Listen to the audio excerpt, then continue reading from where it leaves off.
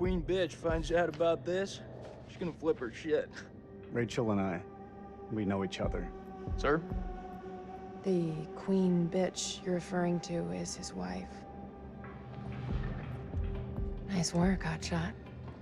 Ashley Tisdale, welcome. Now, Ashley plays Rachel in Supermassive Games' Dark Pictures Anthology's House of Ashes. All right, Ashley, what can you tell me about your character? My character, Rachel, is a CIA operative, and it is taken place in 2003 in the Gulf War, and she is on a mission to find chemical weapons, so she's pretty badass. Wow, this is your first time doing a video game. This is my first time, yeah. Wow, so how does that process compare to maybe the stuff that you've done, on camera before? I think that it's just very obviously a different approach to it.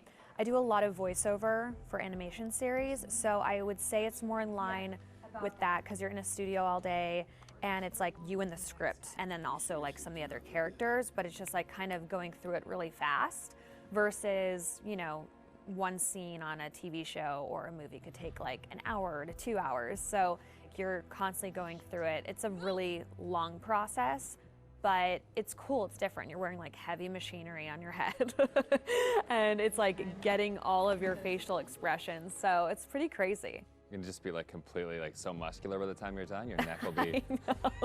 My neck is super strong. Yeah, the strongest neck ever now. Yeah. And how do you prepare for something like that? Then I feel like is the script, it's not maybe necessarily you're preparing for particular scenes, everything is so varied. Like, how do you really kind of get ready for it? I pretty much, obviously read the script beforehand, but I don't spend a lot of time on it like I would another script, like either with a movie or a TV, because it's the same thing of how I approach animations, is that I know when I'm here, I'm gonna be with the director and they're gonna have me do it like multiple different ways because there is multiple different directions the character can go. So if I were to fully prepare, I would maybe like put myself in this like, well, it's got to be this way, and I want to feel free to like be able to have them say, do it more sympathetic and do it more angry. And so I kind of don't fully prepare. I just know who the character is, and as long as I know the intention of what I'm saying, then I'm good. What is it? The guy who served me, I don't know. He was looking at me pretty strange. Probably doesn't get to see a woman like you around these parts very often, especially one that's showered.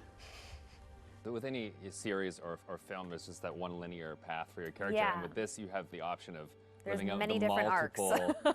Yeah, how do you kind of keep it all straight or keep a continuity with your character through all that? Honestly, I don't even remember half of it. I think it's just obviously relying on the director, and the guys at Supermassive, they're just really great at knowing where we are in the storyline. And so it's just heavily trusting them. And then, just kind of knowing, that it's just gonna go. I can't, there's just so many different areas that it can go. And I could die in one of the things, and I could become a vampire. I can like live. It's just like, it's so crazy how opposite.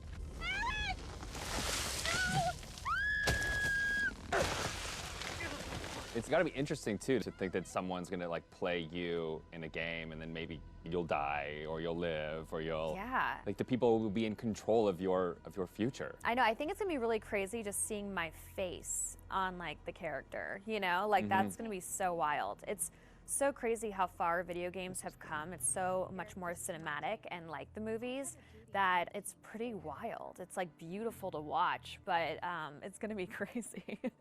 Now, I guess we have a couple rapid fire questions that I'd like to hit you with as well. Okay, ready for this? Ready. So bitten by a vampire or buried alive? Oof. Yeah, bitten by a vampire. Oh, really? Well, then you get to live forever, so, That is true. Okay, I never thought of that element of it. Things that you've shot so far, do you have a favorite scene? I think my favorite scene would have to be probably early on between Rachel and her husband. It's a flashback, and it's them in the car, and it's a moment in time that kind of changes everything. And what I love about it is that it really shows who Rachel was and how it changed her to become who she is today. There's just so much happening in the game that it's just like a moment where it's just like really kind of stripped down and one-on-one, and I think it's a really beautiful scene. What is it? The guy who served me, I don't know, he was looking at me pretty strange. You know, my sole objective, Rach, is to make you happy. Doesn't matter where we are or what we're going through, I'll always put a smile on your face. See? I told you. So how do you get into that? Because I feel like, you know, it's sometimes it's such a sudden change from one scene to the next. So how do you kind of really get into that moment so quickly?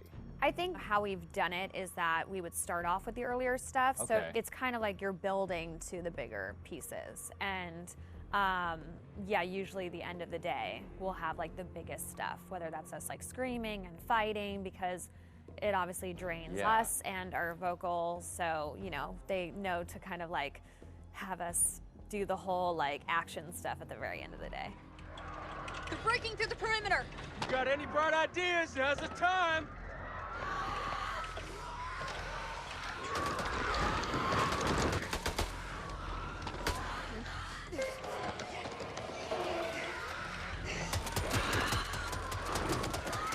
It's really odd of being like, okay, now we're gonna be sweet, and now we're gonna be screaming. It's and hard then to you're go gonna be dying, backwards, and then you're gonna be back alive again, and this is a touching moment, and you're gonna die. Yeah, and the first time is gonna be like a strange experience, kind of going off on your own and acting out that kind of separate. Yeah, it's definitely a very interesting process to watch, and it's different from anything I've ever done.